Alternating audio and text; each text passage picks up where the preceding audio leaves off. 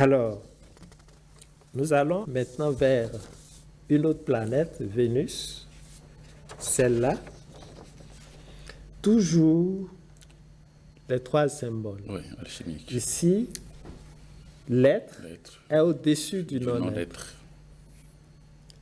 L'esprit est au-dessus du non-être.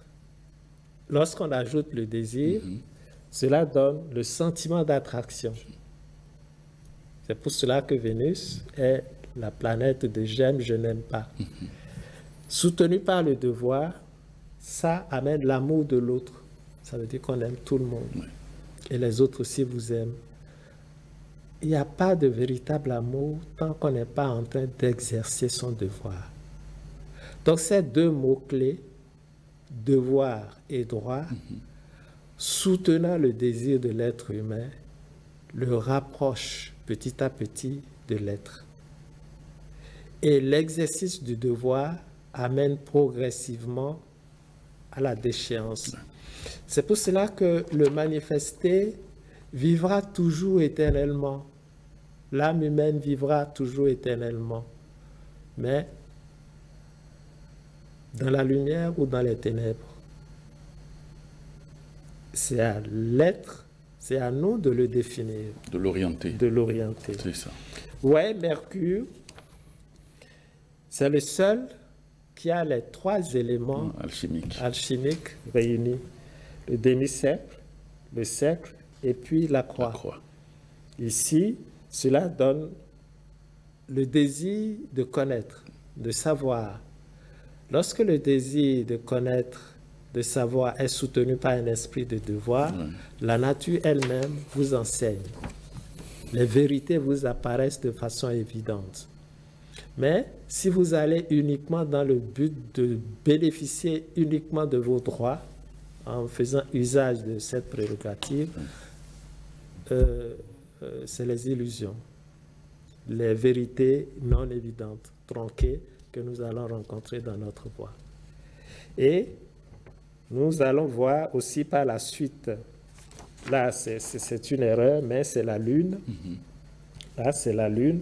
Vous voyez que vous avez deux demi-cercles. Oui.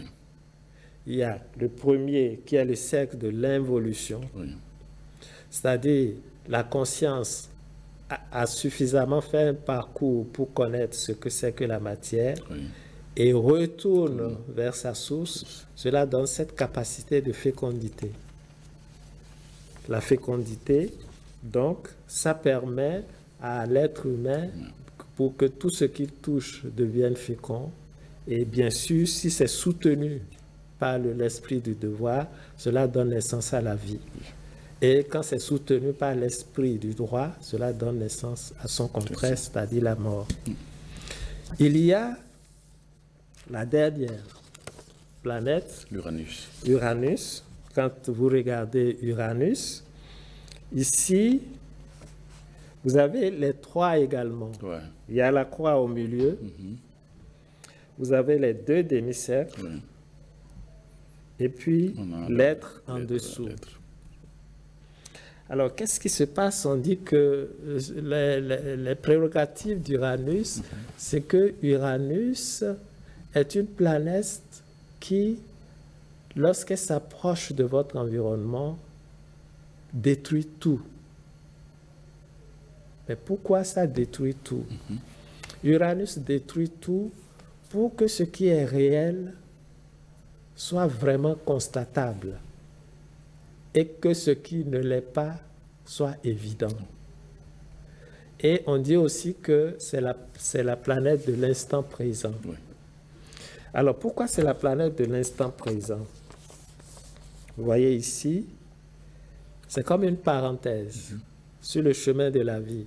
Si je suis capable à chaque instant de fermer des parenthèses et d'ouvrir d'autres, je vis dans l'instant présent. Et quand on vit dans l'instant présent, le cercle de l'esprit monte jusqu'au croisement de la croix.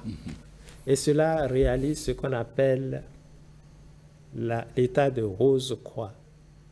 Celui qui vit dans le présent, qu'est-ce que cela veut dire?